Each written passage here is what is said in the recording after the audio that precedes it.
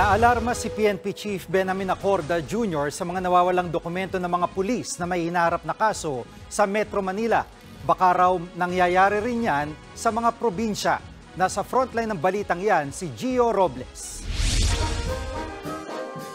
Inutusan na ni PNP Chief Benjamin Acorda Jr. ang Police Regional Units na i-review o tingnang muli ang kanilang mga record. Kasunod yan ang pag-amin ni Acorda na mismong siya ay naaalarma sa mga nawawalang dokumento ng mga pulis sa National Capital Region Police Office o NCRPO na nahaharap sa iba't ibang kaso. Posible raw kasi na hindi lamang sa Metro Manila nangyayari ang nawawalang dokumento ng mga pasaway na pulis. Most likely, there are, yan ang titingnan natin. We are assuming meron din sa ibang region. And I'm encouraging all other regions to review and check on their system or in their records kung may mga similar incidents.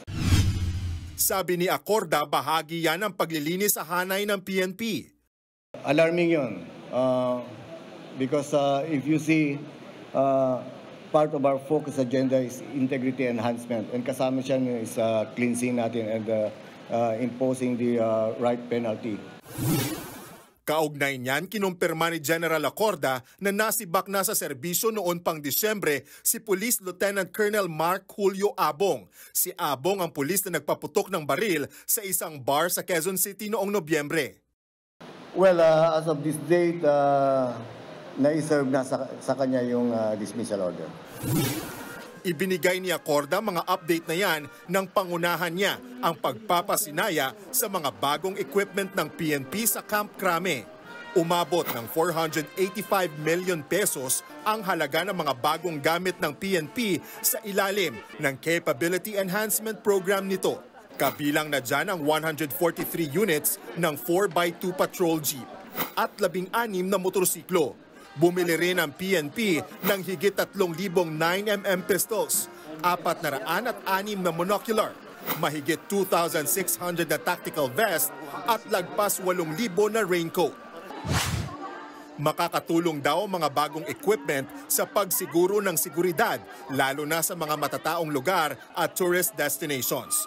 Ibinida rin kasi ng PNP na ayon sa American Analytics Company na Gallup, pangatlo ang Pilipinas sa pinakaligtas na bansang bisitahin sa Southeast Asia ngayong taon. I gave instructions also already to our quad staff to make it sure that yung naging criteria for safe country is considered.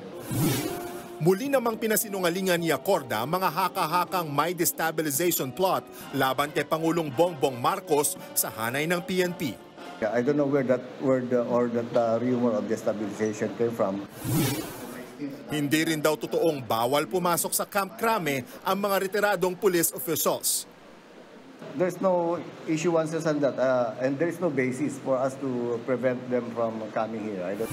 Nagbabalita mula sa Frontline, Gio Robles, News 5. Mga kapatid, Lucy Cruz Valdez po, maging maalam at may pakialam sa mga napapanahong balita sa bansa. Tumutok at mag-subscribe sa News 5 social media pages.